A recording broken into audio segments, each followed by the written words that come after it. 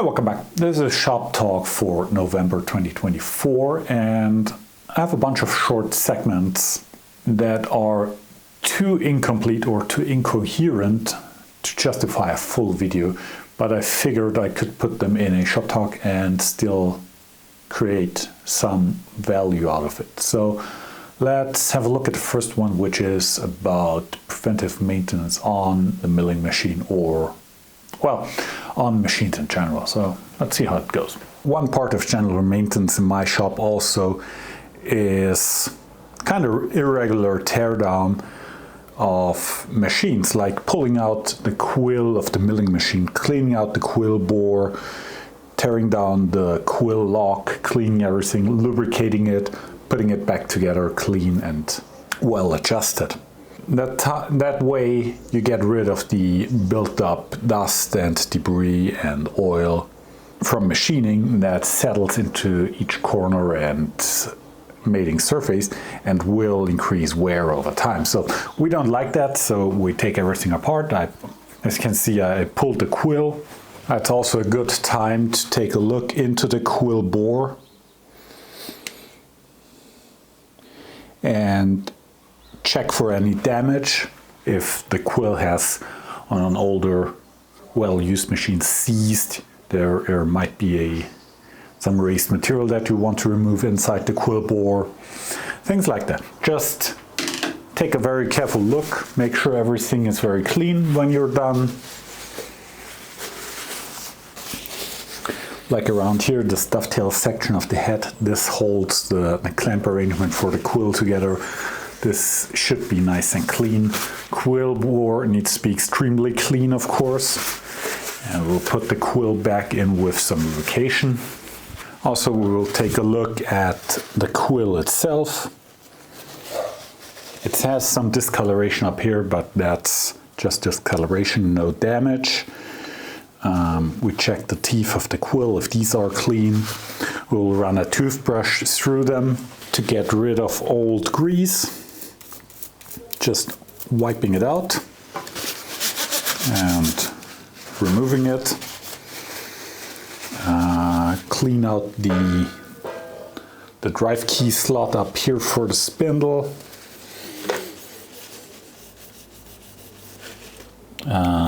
This has some caked in dirt, so we take a piece of wood.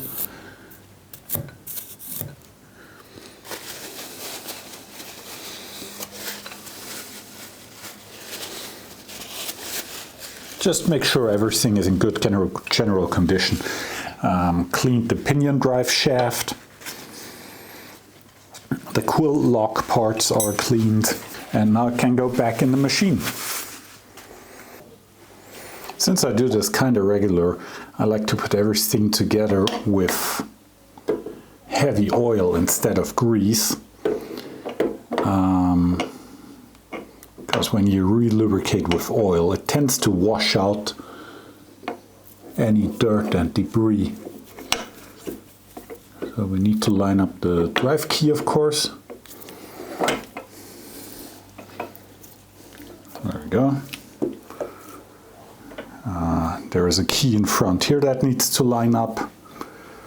And there's a spindle back in the bore.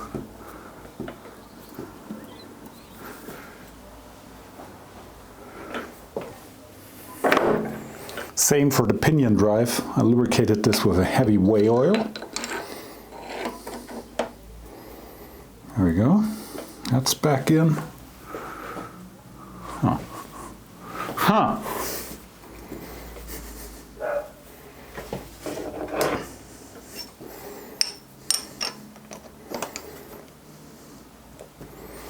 Okay, that way it stays in.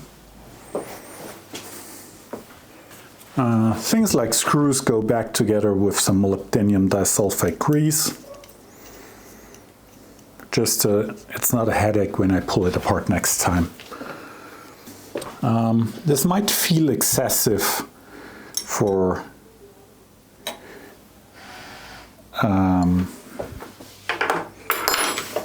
maintenance, but this way I can ensure that my machines wear slow.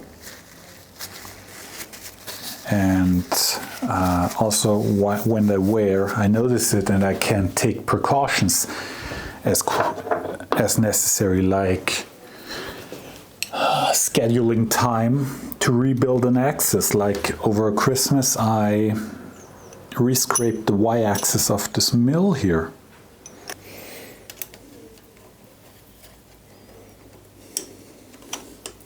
So these quill locks are a bit annoying to put back together. And you kind of need to shim them correctly. Between the two split halves there is a pack of shims, and this shim pack needs to be the right thickness. So when you tighten the lock screw, you can't over tighten it. So it's kind of a nice design for a quill lock, to be honest, because technically you cannot over tighten them. That's the quill lock back in place. And you can adjust the position of the lock handle by loosening the screw on one side, orienting it like you want. Some people like to have it this way so they can lock it like this, but I prefer it kind of like here. So it's not in my way. And this is very depending on your machine. A Bridgeport mill has probably a way different set of necessary work for preventive maintenance. But the basics are still the same. Clean everything, lubricate everything, check for damage, check for end play. On milling machines, check the drawbar from time to time. These are wear items. It doesn't hurt to have some oil on the quill spring between the individual windings, because the windings move up against each other. Put it back together. This goes on here.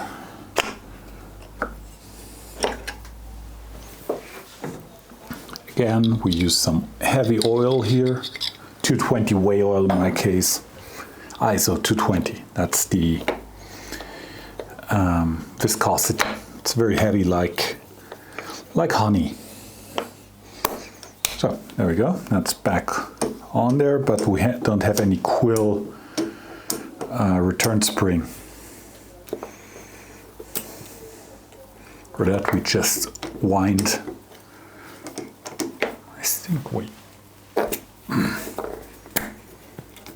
When you do this, you just ensure that everything is in good condition. Little bit of oil on the drive. I wouldn't go completely crazy and tear down most of the machine.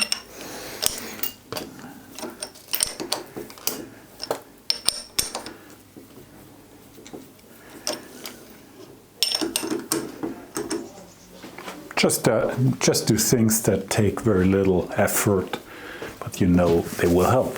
So that out of the way, we can use the machine now for actual work. I had some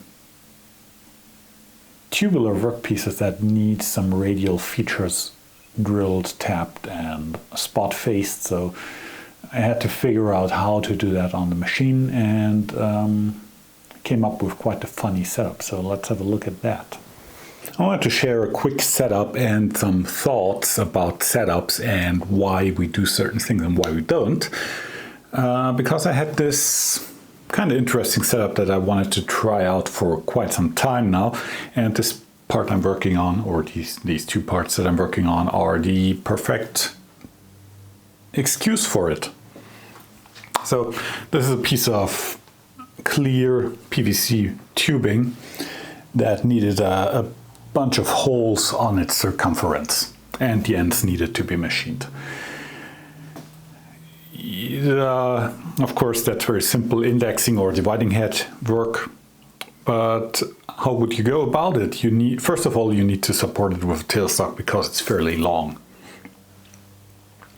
And the PVC tubing doesn't have enough stiffness in itself, so you can just hang it off a chuck and work on the end. Also, you cannot drill down here because you would hit the jaws constantly. So I figured doing it on the milling machine with the indexer vertical. That choice came just by default because it's the easiest to keep it vertical. The indexer is a little bit annoying to realign if you tilt it, because the pivot point is very far off to the side and it's heavy, and you have to play with the torque of the screws to make it adjustable by bumping it. Works, but it's a little bit annoying. So could have used the horizontal spindle, just pulling off the head. Or I figured I pull the indexer all the way to the side on the apron of the milling machine and I tilt the head to 90 degrees. I can hear you outcry. Tramming the head back in will be a headache, and no, it's not. It will take literally a minute. The head on these machines is very well balanced and super easy to tram. It's so fast. It's practically no effort at all. And also, by doing it this way, I gain the benefit of using the quill. And since I'm doing all drilling here and a little bit of spot facing, I figured, that's enough reasoning. Just tilt the head and use the quill to do all my drilling instead of cranking the y-axis with the horizontal spindle in and out. Also, I have a ton of space if I move the table over for tool holding accessories like a drill chuck or a spring-loaded center. See how far I can get away from the actual part.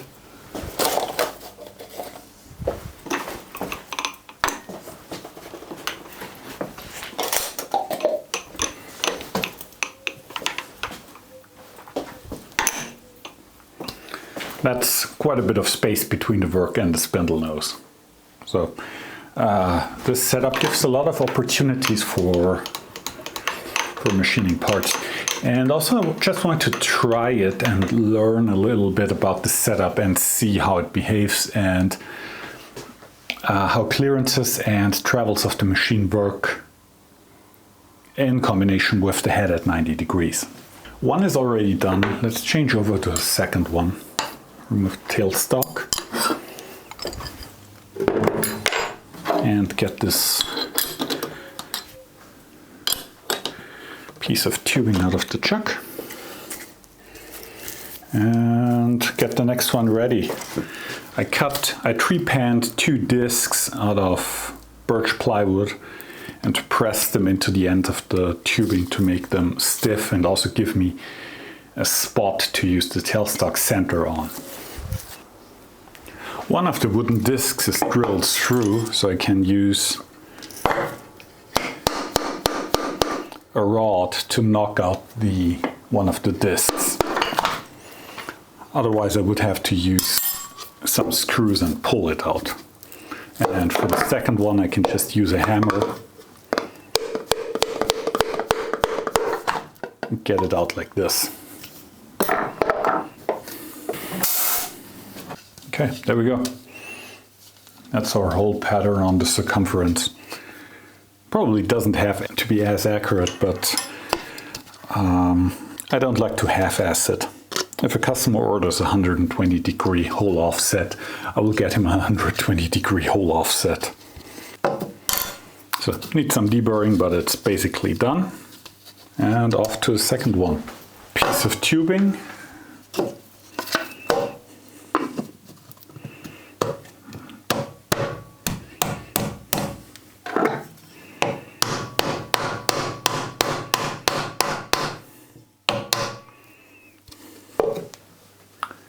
And I really made sure it's a snug fit. Here's the second disc.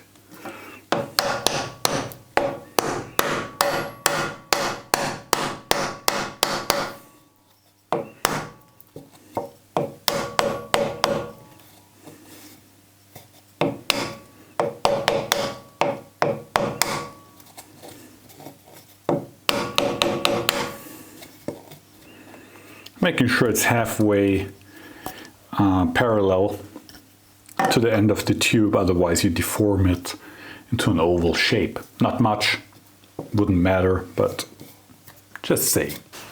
Here we go. I have stolen the 6 jaw off the lathe because my 3 jaw is too small for this kind of work.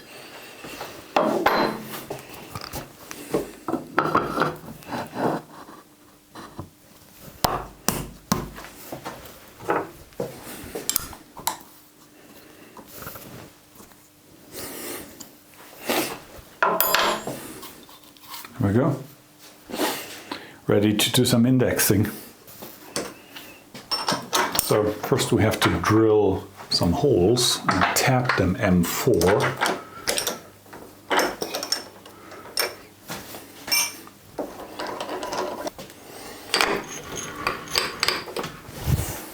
So spot drilling.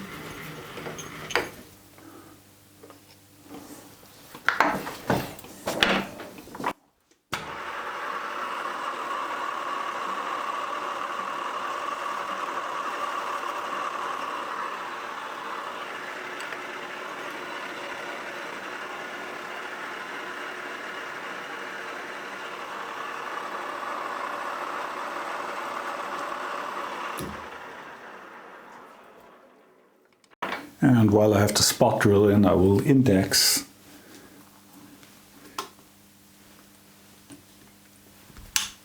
to the opposing side and drill these holes too. Also changing the RPM.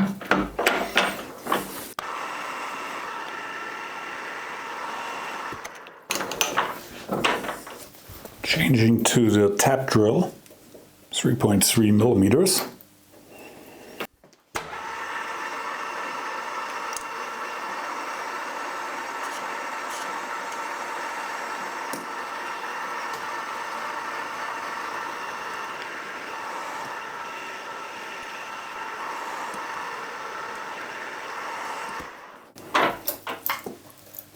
Okay.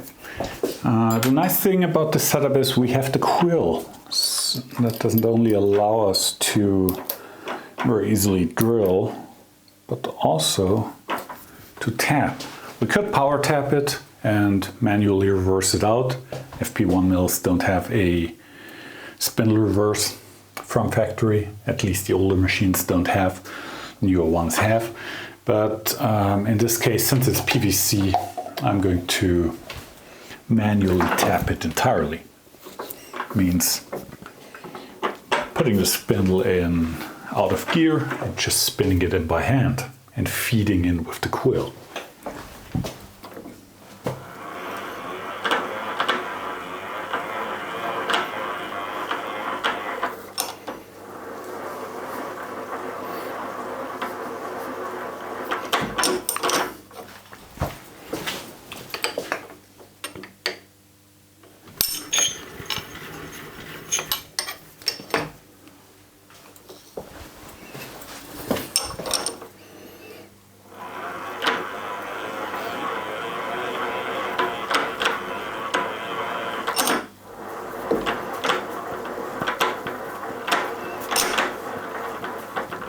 I'm keeping some drag with my hand on the quill return so the quill return spring doesn't pull out the last thread when the tap almost exits the hole. Indexing around 180 degrees. Getting rid of the protective foil here because I don't want it to get all wrapped up in the tap and get pulled into the bore, which could lead to an oversized thread or a completely messed up thread. But tapping this way is very reliable.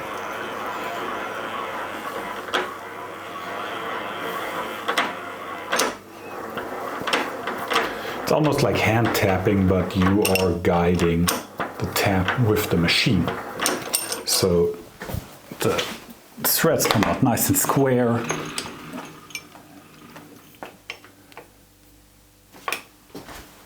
And are usually a good fit on the thread gauge.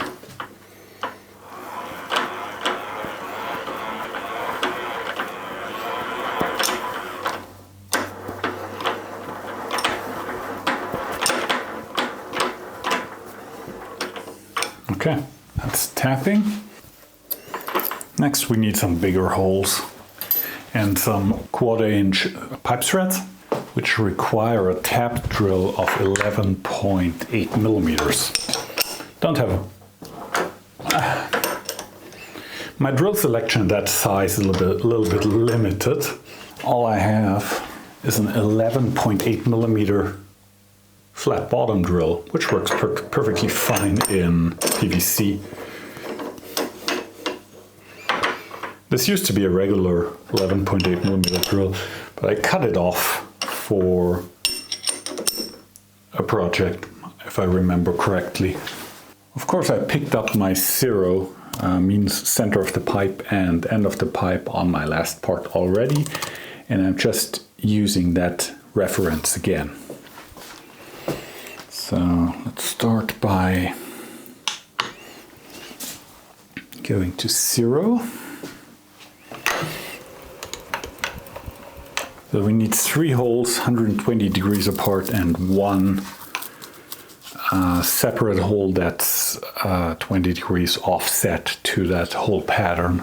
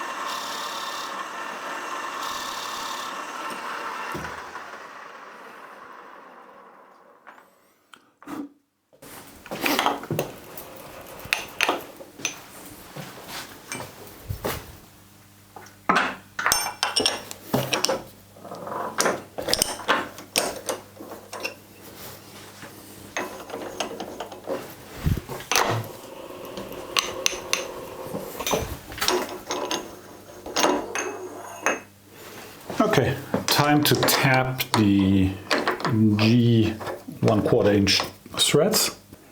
This one taps quite nicely with spring-loaded center.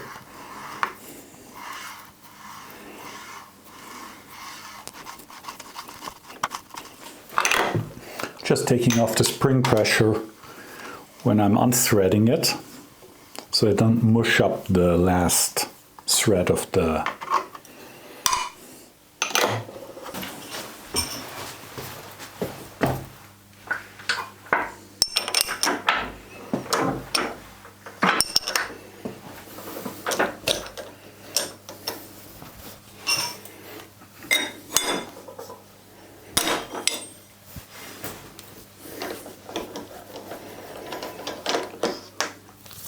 A friend made the spring-loaded center. He made 2, one for himself and one for he gave to me. This is quite nifty. He took an ejector pin, which is a standard part in mold making, and he took an ejector sleeve or an hollow ejector, kind of similar thing, and he ground the head down of the ejector pin, put it inside the sleeve, put a spring behind it and welded it shut, cleaned it up, and ground a point on the end.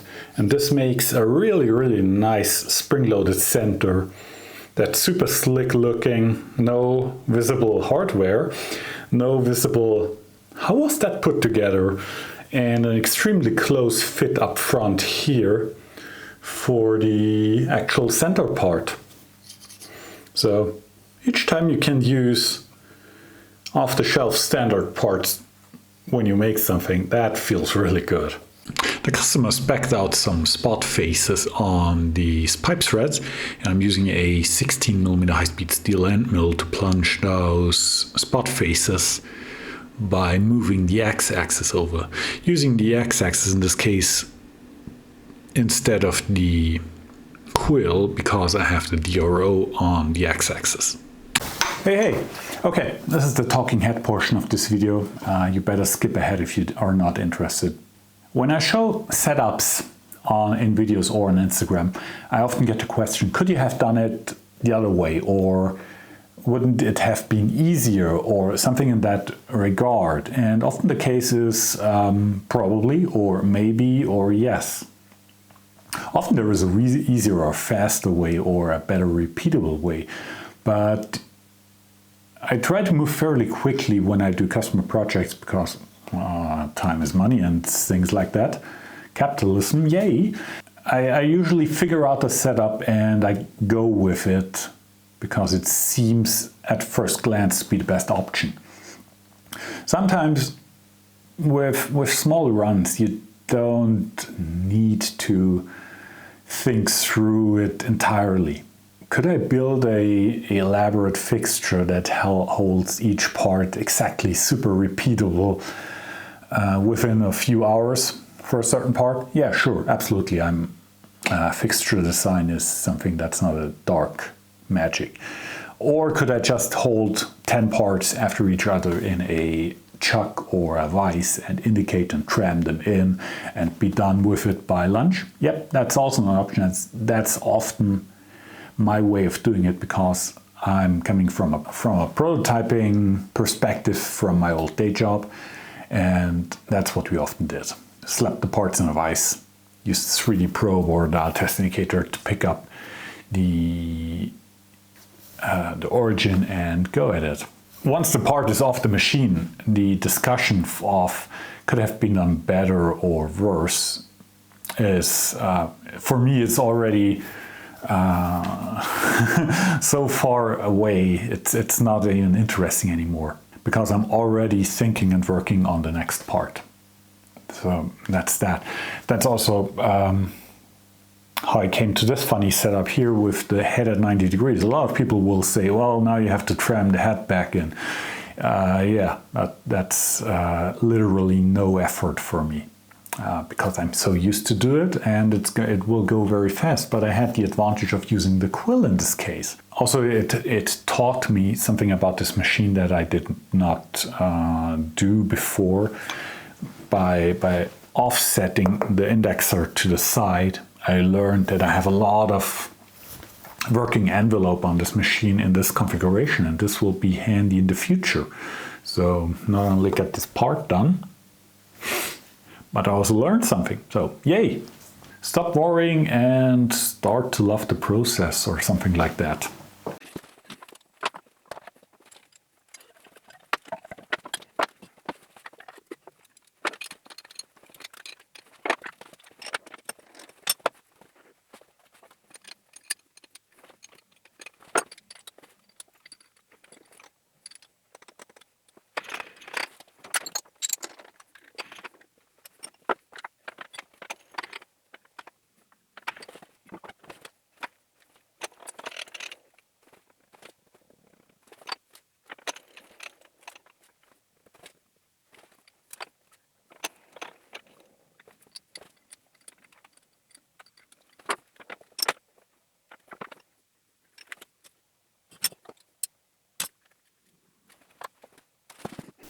So the next one is a piece of 3D printed fixturing, so that might be interesting. It can be an option for very low strength and low precision applications. So let's see what we got. Here is a sketchy lathe fixture that might be interesting to see. This is a repeat part. These are 3D printed shapes. They are hollow on the inside, and this end has a cylindrical snout that needs to be machined. It gets a sealing surface, well, gets precision diameter and 2 O-ring grooves, and needs to be deburred.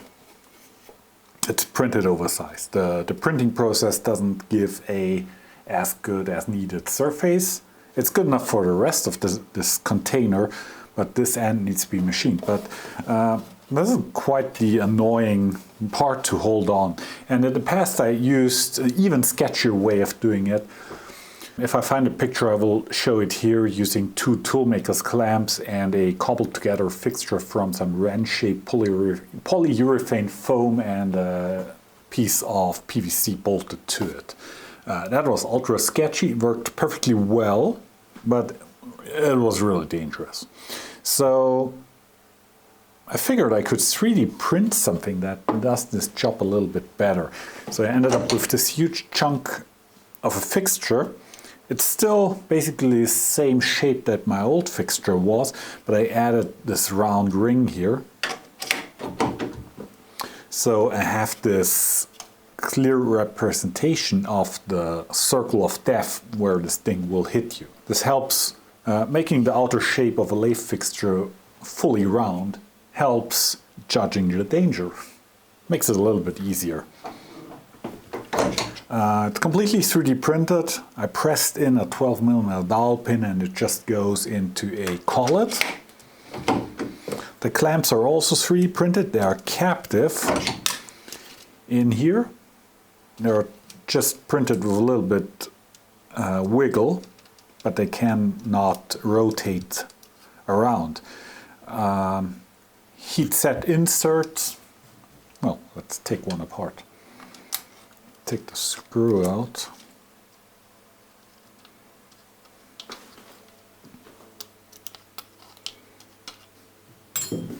So these are just pressed in here. They have a spherical, a curved surface on the over and underside, so they can tilt up and down a little bit. I have some heat set inserts in here, so I have a real thread to work with, not just tapped plastic. And as you can see, these don't fall out. They can move up and down a little bit to clamp the part we're working on, but they are captive. And they're even more captive with the screw in, so that's perfectly fine. It's printed out of PLA. 6 perimeter walls and 6 layers of top and bottom shell. So it's quite a rigid fixture. I would prefer a material that's not as brittle as PLA, but modern PLA is really not bad. Once I get a hardened hot end and hardened feed gears for my printer, I will print it in fiber reinforced material like PLA CF or even something like PA CF to make it a really, really strong fixture. So the part goes in here. It slides under the little clamps. Then we advance the tailstock to press the part up against the fixture. And then we have, in theory, you wouldn't need the clamps. The clamps are really only there to keep the part from bulging outwards from the tailstock pressure, just to keep it in shape. So the clamping pressure here is like nothing.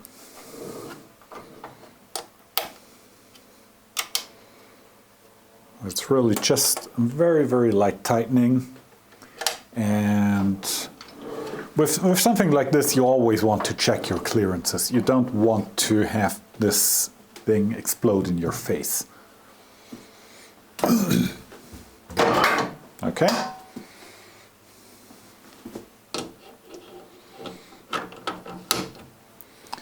I have shown the general machining of these in the past, I'm pretty sure. But while we're here, I think we can show a little bit of it.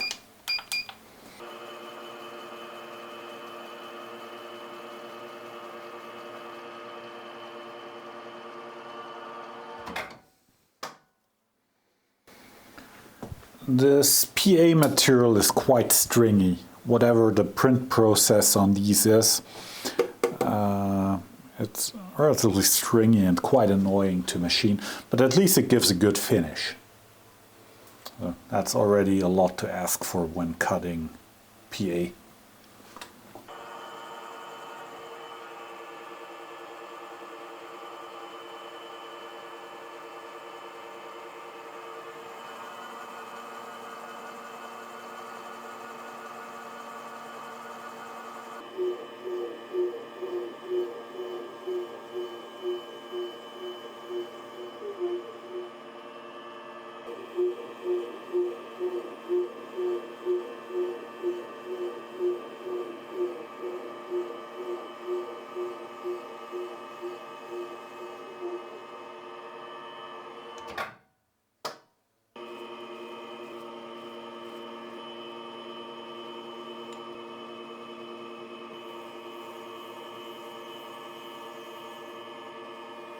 So that's all the machining required on these parts. Let's get them out of the machine.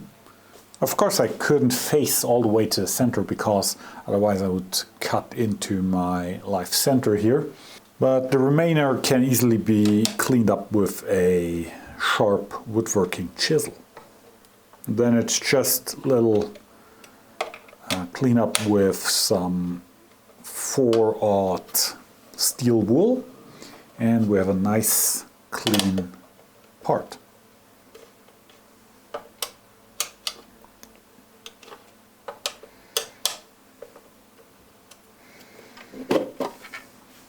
And since this is a repeat part that I'm working on here, this will make life a little bit easier than using the old method with the toolmaker's clamp on the old rather dangerous fixture. This gives me a lot of confidence. Here there is as printed and machined compared. This needs still to be cleaned up. When you put something like this in a lathe, do a little bit of a personal risk assessment. This is only PLA, it's only plastic. It will explode if you hit it wrong. I wouldn't run this at high RPM. I'm running at 330 RPM and slower when I do the O-ring grooves. I would not trust this fixture at, say, 3000 RPM. I would get very concerned. But I think this is a very good option if you use a little bit of common sense. And if you don't feel comfortable doing something, don't do it. There's always another or safer or more confidence instilling way of doing it. But in this case, I'm feeling perfectly safe running it this way. This is possibly one of the weirder setups that I have done in the past. So we're on a microscope, obviously. I have the punch grinder laying on its back, and I removed the hand crank and to give me some clearance. Also removed the glass plate and the table of the microscope, so I gained some sea height by having the rear end of the spin fixture poke through the table. I removed the V-block from the punch grinding fixture or spin fixture, bolted a block to it. Then I took this beautiful low profile V-block here and bolted it to the side of the V-block, of this block. So this allows me to hold this ID grooving tool or ID turning tool in a position that allows me to grind the clearance angles at and the radius in the same setup by swinging it this way against the grinding wheel. This is really one of the more wacky setups that I have done. And this is a view through the microscope, and you see the insert. As you can see, it's a full radius insert, and the customer wants it to be reground into a ID turning tool because of lead time for having a different insert delivered. It's not an availability problem, it's a quick turnaround problem. And I found the center point of the rotation of the spin fixture by try and error. And when I spin my tooling step up with the spin fixture now, you can see that the crosshair pretty much stays in the same spot of the insert. And this gives me the representation of the center point of the radius that I'm going to grind onto the tip of this insert. So now I must move the tool around to give me enough material to grind the radius. So I would like the radius to shift a little bit more inside. So I've never done it this way, but I figure once I learn how to do this, this might be a valuable setup for the future. So it's more a learning opportunity than anything else. So let's go here. Yeah.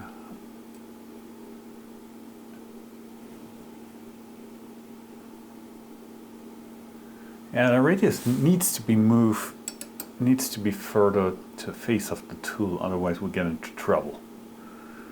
More like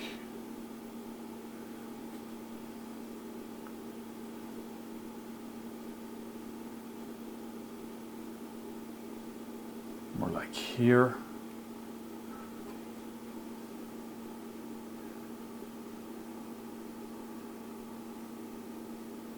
Yeah, I think this gives me my clearances that I need.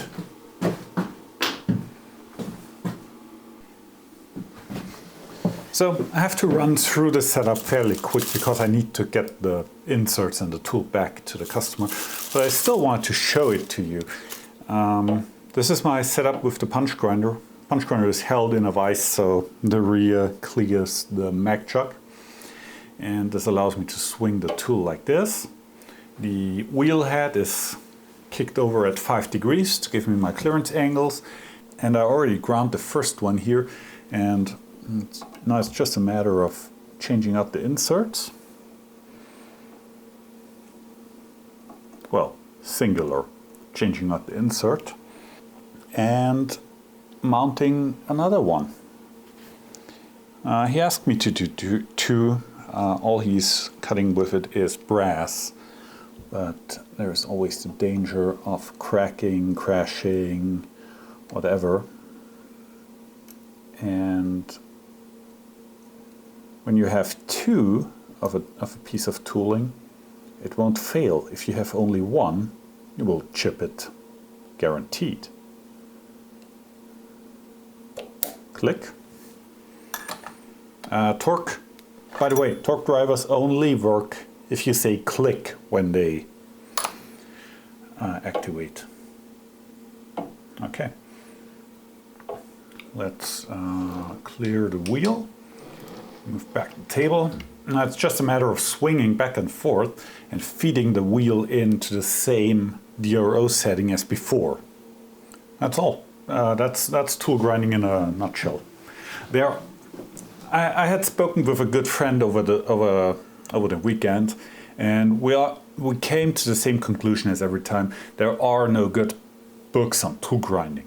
There are books that give you like angles on tooling and clearances and rake angles, but there is no clear book on, yeah, you set up a punch grinder like this and move the tool into this position by doing this and that. No, there are no books that teach you this. It's almost if tool grinder was a 4-year apprentice job. Weird how things happen. So if you want to learn tool grinding on your own, the best thing is to look at existing tools and figuring out how you need to move a tool in a relationship to a grinding wheel to achieve what you want. That's what I do here. That's how I come up with these Lego brick setups on the surface grinder for tool grinding. So yeah, let's move the camera to the other side so you can see a little bit what's going on. And then I'm going to drive these inserts to a customer. I'm running a Class H dust extractor here in the shop when I'm grinding carbide, and there is always a knocking sound like a thump thump every few seconds in the background. That's the automatic filter clearing of the shop vac. Also, I'm running the overhead air filter. The air filter is just one of the woodshop type fan with a filter in a box types.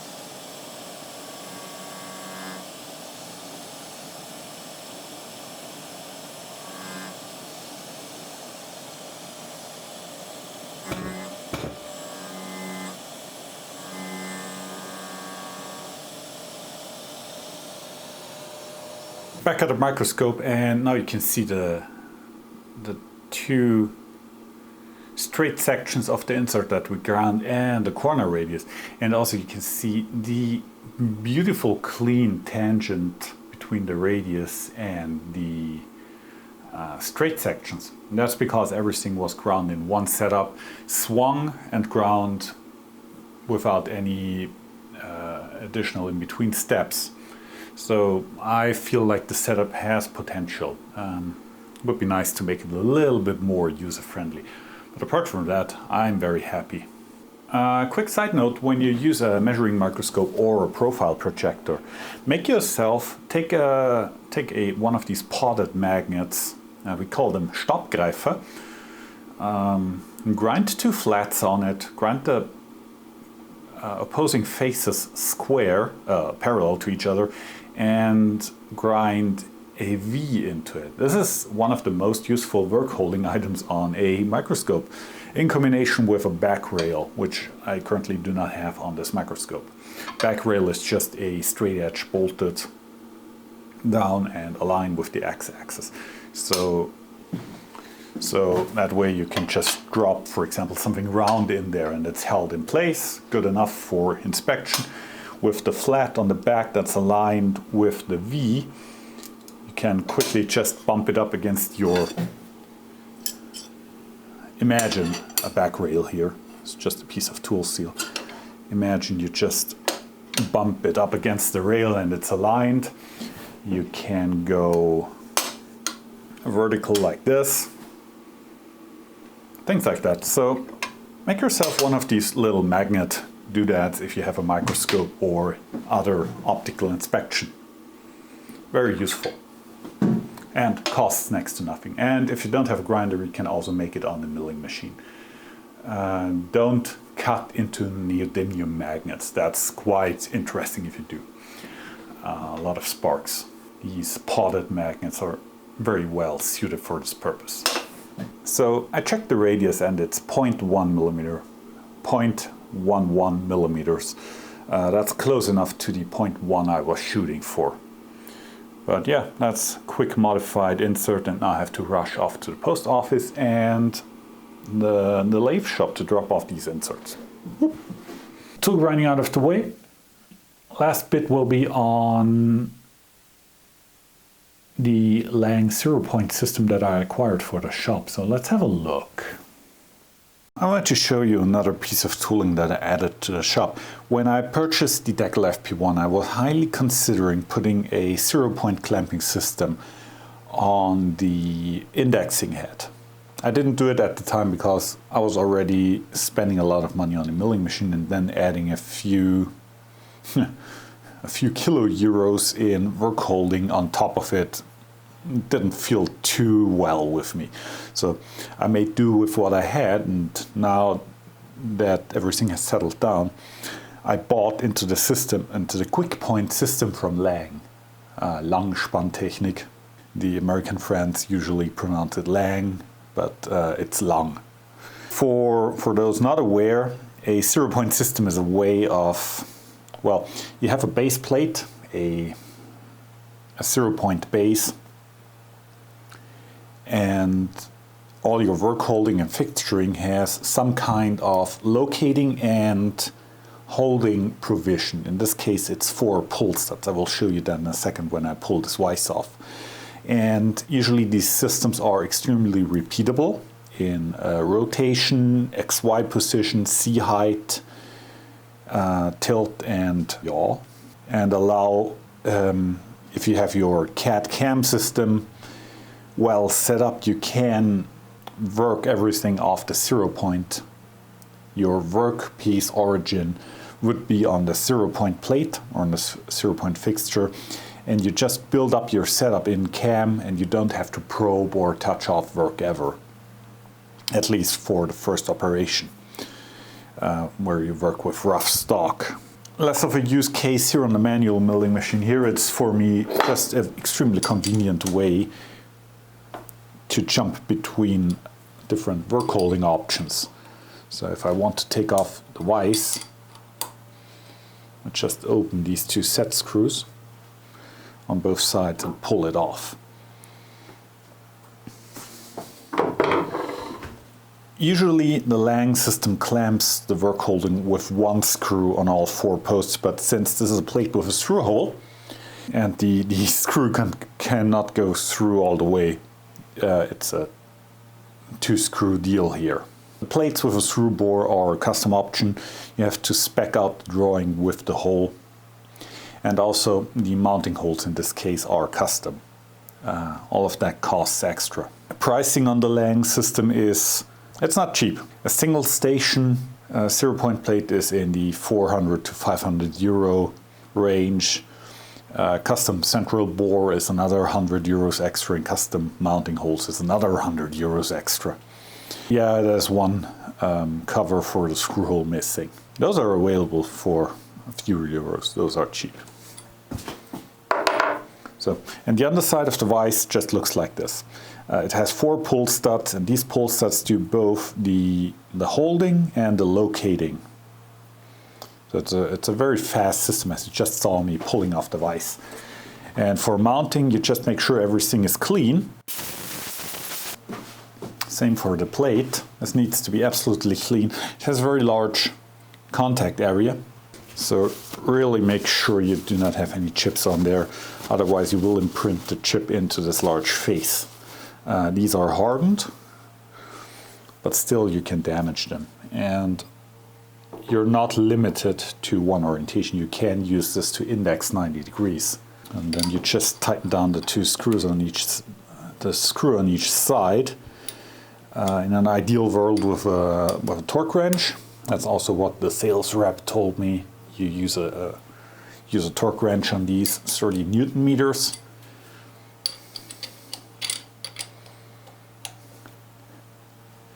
And you're set. It's mounted and aligned. If in this case I have it of course on a rotary axis, but if the plate is aligned with the rotation of the x-axis of the machine, this will be repeatable straight and parallel to the machine ways.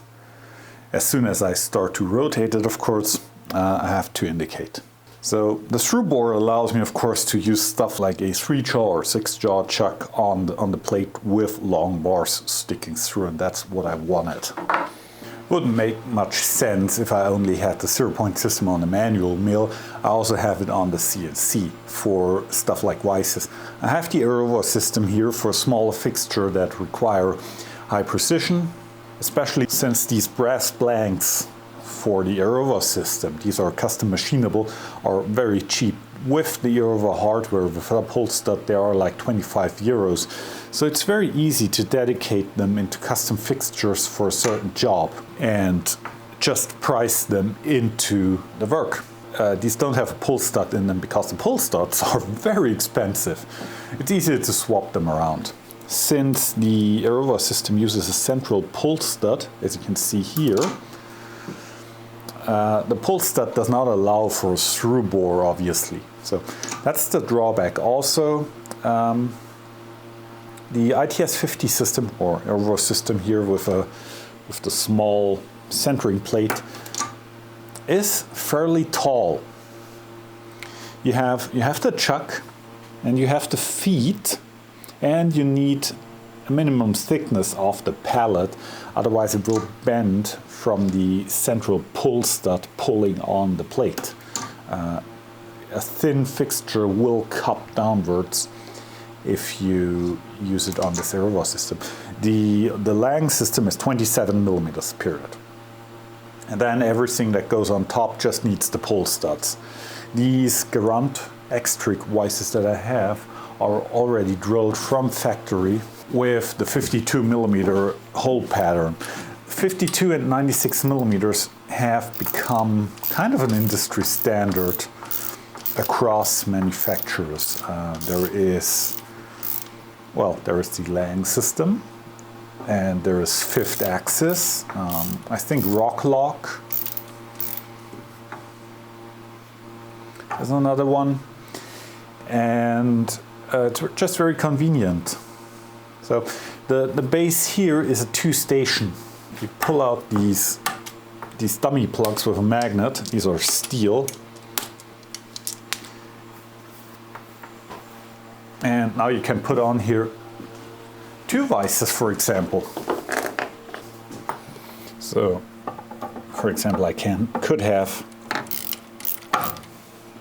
one vise back here, And the second vise here. I could put two of the X-Trig vises on here, or I happen to have bought one of these small Lang macro grip vises. These are also with reversible jaws, so you can get quite the can hold on to quite large parts. I purchased this out of my hedonistic desire for playing with new tools. These are really good vises, and I wanted to compare them to these Lang vises. I do not really have to give you a review on the system. This is industry proven, it's on tens of thousands of machines, and people seem to like it. And with my vast experience of using it for 2 days now, I have to say I like it too. So this is a fun little project. This is my 90mm grinding vise. This is an import from Arc Eurotrade in the UK. And it has served me very well. If you watched this channel in the past, you have seen this hundreds of times. And I'm currently modifying it so it goes on to a 52 on the 52mm quick lock base on the Lang Zeropoint system, and I already pocketed out the bottom. This thing is hardened, and milling this out was fun.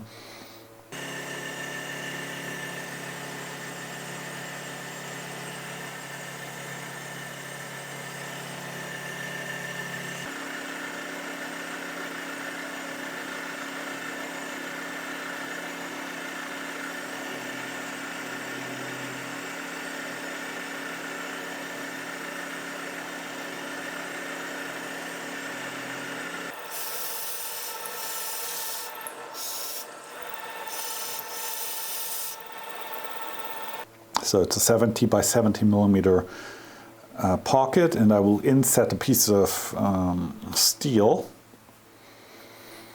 and there will be screws from the top, and these screws will hold in the plate with the precision board 52mm spaced counterbores to locate the pull studs. So these screws will pull everything together. If you look at the top, you might see a little boo-boo that happened to me. There's a little bit of a weld repair here. I might or might not have put the counterbore. I milled from the underside on the manual mill the pocket, chamfered everything, and I drilled the 8.2mm holes for the screws almost all the way through. Then I went to the CNC and had the CNC helical mill the 4 counterbores. But I fumbled my work offset, and I ended up 3mm too far in this direction with the counterbore, and that's why there is a weld repair. And well, bummer. That is fine. I used some hard-facing filler rod, so this repair is not a problem. I also did, in the past, already some welding on this vise. There is a huge grinding relief below the fixed jaw that was super annoying, and I filled it in with some hard-facing filler rod and ground it. So when I'm done with it, this might require a little bit of regrinding, because the base curved a little bit like this, like 10 microns. So I might put it on the grinder and clean up this face, and also grind out where somebody milled into the fixed jaw. That's the true reason why you want a surface grinder in your own shop, to fix mistakes that happened. I took a piece of O2 tool steel, oil hardening tool steel, and I made this plate, hardened it and tempered it to 56 Rockwell C, and I surface ground it to a very close fit to the pocket that I just milled into the bottom of this vise. And this is a certified satisfying fit. I had the CNC mill cut the 4 counterbores, and the Lang bolts are nice finger press fit in there.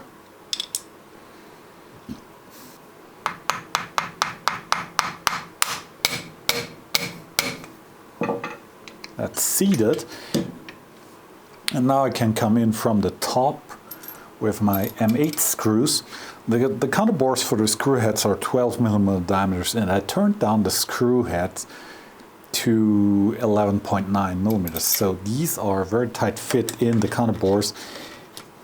First of all, there were issues with the side walls of the vise, so the counterbore does not poke through. But also, it's nice if the screw heads are a tight fit, because there is no space for dirt to get in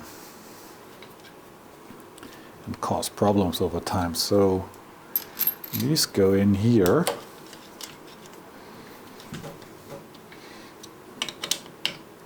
And since the pocket is milled square to the body of the vise, and the adapter plate is surface ground square, and the counterbores that locate the pull studs are milled in relationship to the outside edges of the plate, everything should line up pretty nicely. Since this is not the final assembly, I will not torque it down with a torque wrench yet. But as you can see, this journey is coming to an end. And I didn't film everything of it because this is kind of a personal project. I kind of want to make something for myself for quite some time now. But as you can see, now the vise has its pull studs in it, just like the Garant vise over here. And the way I designed this plate for the pull studs allows me to still use the vise as it's intended. I think I'm going to grind a lead-in chamfer on the underside of the edge, so the yoke of the moving jaw will easier slide over it if it drops behind it, like in this position. Apart from that, I'm very, very happy how this came out. Tightening down the screws for the pull studs feels really solid. It's not clamping anywhere over air, it's literally pulling through solid metal. There is nothing sketchy in there. The plate is a very precise fit in the body here, so if anything it adds stability in this direction. Not really necessary. These, at a certain size, these grinding vices are really solid. Apart from when you want to grab them in the second vise from here, then they can and they will bend. Not permanently, it's just flexing, but still a problem. So let's put this on a mill. The vise is clean too. And to change from whatever was on there to, for example, the grinding vise, it's as simple as colliding with the indicator holder. What a great demo. So take two. And now changing from whatever was on here before to, for example, a grinding vise is as simple as dropping it in place and tightening two screws, preferably with a torque wrench. So you just torque these down to 30 Newton meters, click, and over here too, click, and we're good to go. I really have to say, seeing this at trade shows and other people use it, it's really a cool system, and finally having my hands on this, getting my grubby hands on the system for my own shop it's really something else, and I'm pretty sure that I will enjoy the heck using it.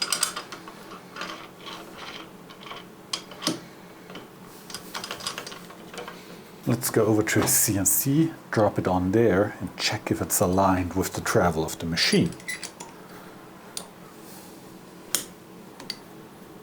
To get it off, it's the same, you just unscrew these two, pull it off. Over at the CNC, let's put it on this fixture plate.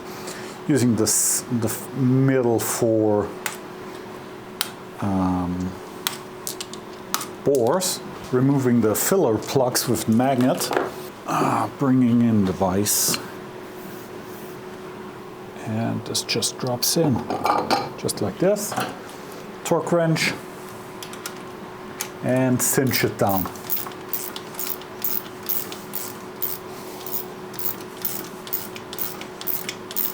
It's a surprising amount of turns needed. And there it is. Now we have our mill set up with a regular grinding or milling vise. Let's find a 1, 2, 3 block.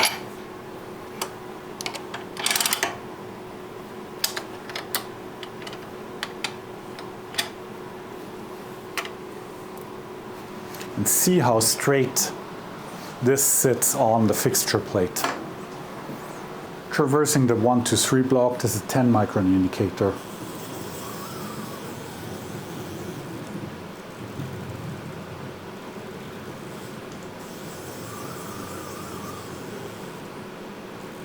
Yeah, somebody milled into the Moore 1, 2, 3 block in this position here. Bummer.